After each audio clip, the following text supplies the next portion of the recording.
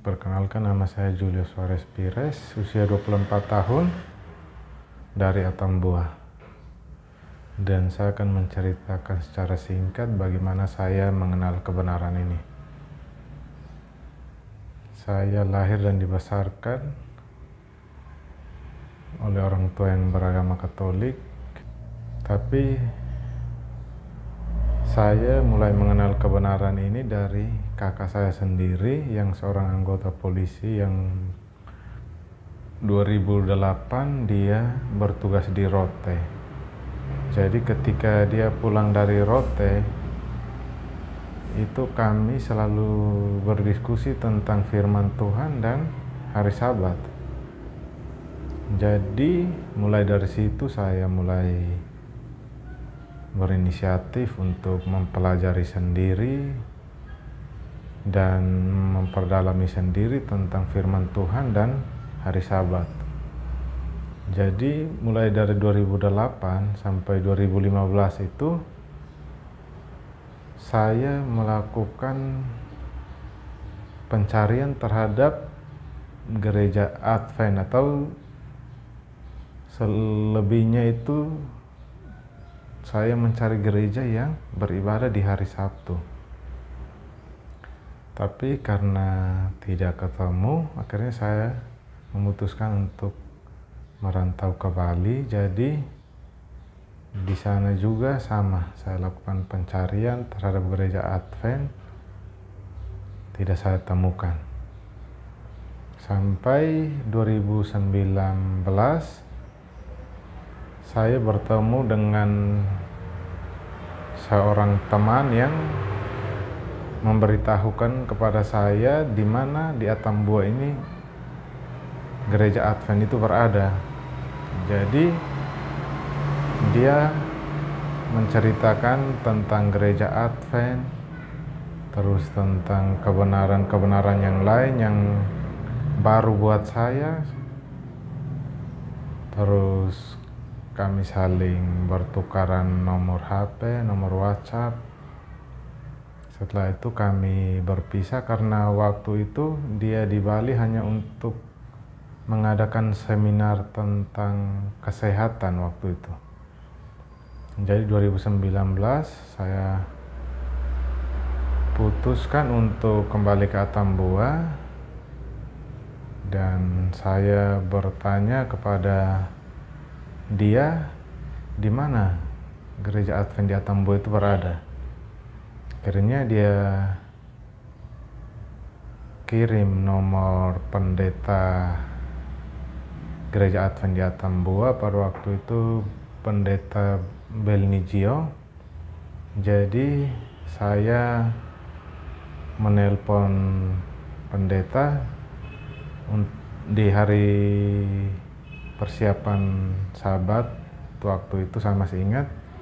Jadi saya telepon Pak Pendeta bilang, waduh, besok saya mau ke Malaka, ada ibadah di sana.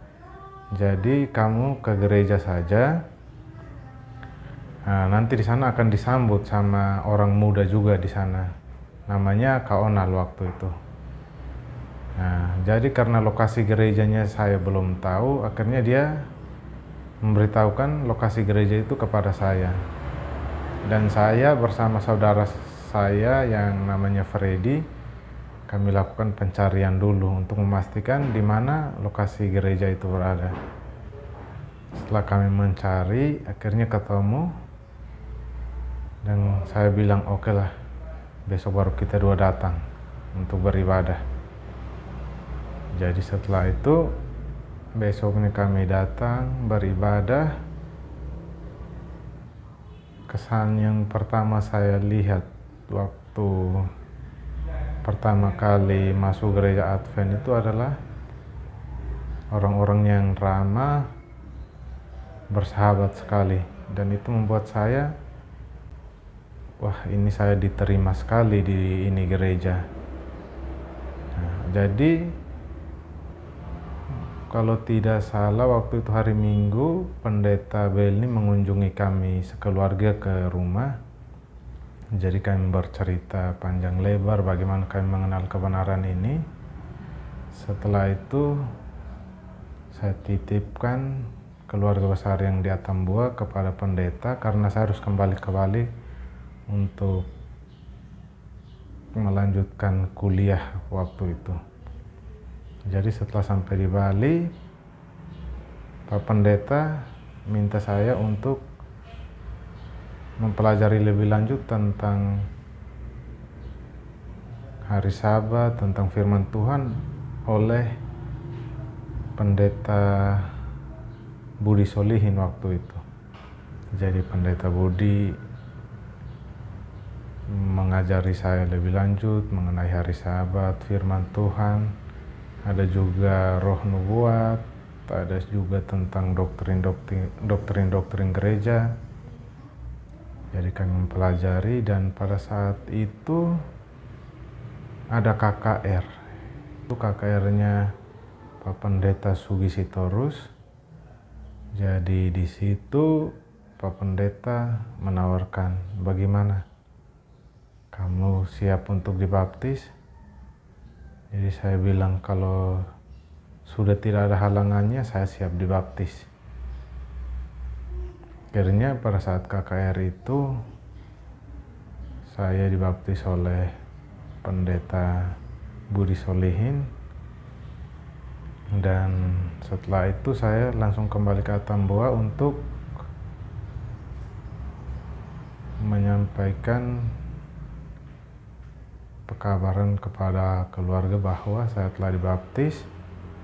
Dan kebetulan pada saat itu bulan September atau Oktober itu ada juga KKR yang dilakukan di Atambua.